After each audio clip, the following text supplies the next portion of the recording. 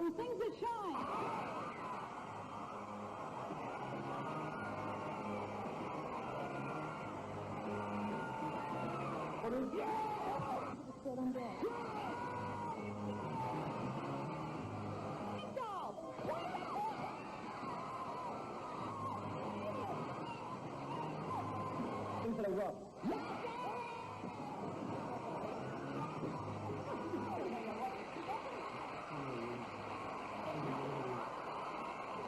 This is the $10,000 Pyramid.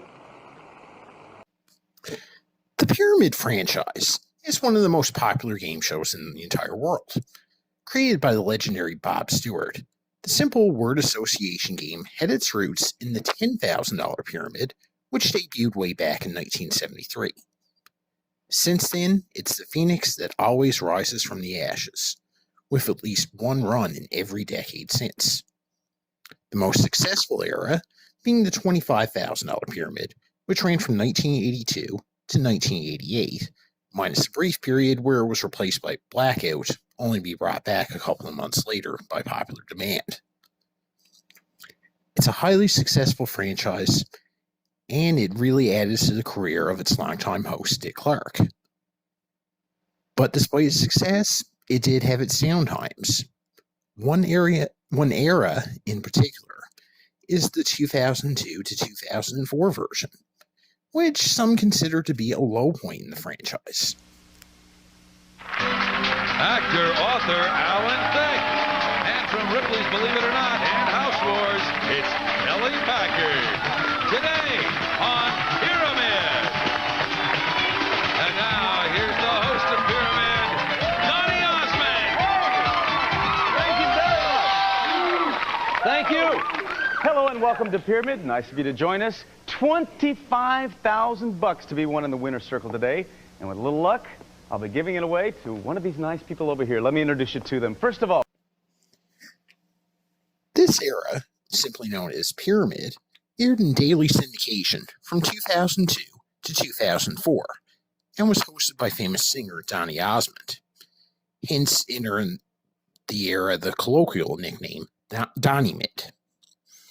Donnie's hosting received some mixed reviews. I thought he did alright.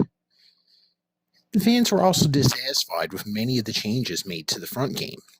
The new millionaire-inspired look of the set, and the lighting, which was a bit much for a lighthearted board game. And in this era, the celebrities stayed for only one day, as opposed to the entire week, with many of them being lackluster players at best. So the show only lasted 2 years. And a lot of fans have wondered, what if they had stuck to something resembling the original? Could it have had a longer run? Well, many years before GSN would revive it in 2012, and the current version on ABC, we tried it here in Canada with a little experiment with the Quebecois version called Pyramide. Salut tout le monde, au nom de toute l'équipe de Pyramide, joie, bonheur, prospérité et surtout... Joyeux Noël! Oui, joyeux Noël! C'est qui vos rois mages préférés? Melchior, de loin Melchior. Non, c'est Balthazar. Non, beaucoup plus là. Oui.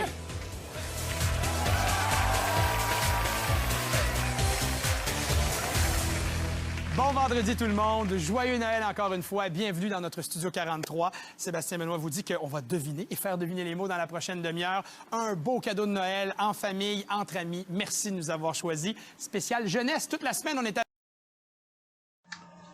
Pyramide would run 5 days a week on CBC's Audio Canada for 3 seasons, from 2008 to 2011.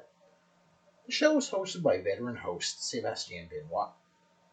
And I've already reviewed a couple of his other shows, so he does a good job here, as usual.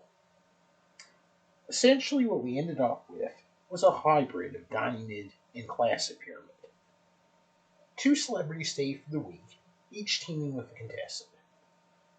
In the main game, 6 subjects are shown, team control chooses the subject, and they are given the common bond, and the celebrity has 30 seconds to describe up to 7 words to their partner, with the team scoring 1 point for each word guessed.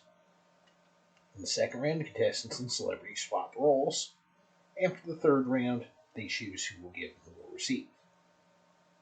One subject on the board hides the set sur set, or 7 out of 7. Too bad they didn't come up with a creative name for it. If a team finds that and gets all 7 words, then the contestant gets a bonus prize, which is theirs to keep, win or lose. The team with the highest score advances to the bonus round. In the US, they called it the winner's circle, but in Quebec, they called it Le Grand Pyramide, or the Big Pyramid. So they got the main game right, and they went back to what always worked. Donnymid tried to do this 6-word 20-second format, which just felt like penny pinching for time. It rushed the main game and made it way too challenging. This coupled with, as I mentioned, some of the celebrities who just weren't that great at playing the game really hurt the show. The only thing Pyramide really changed from the classic format was the tiebreaker. Here, each team got 20 seconds to get up to 7 words, with the highest score winning.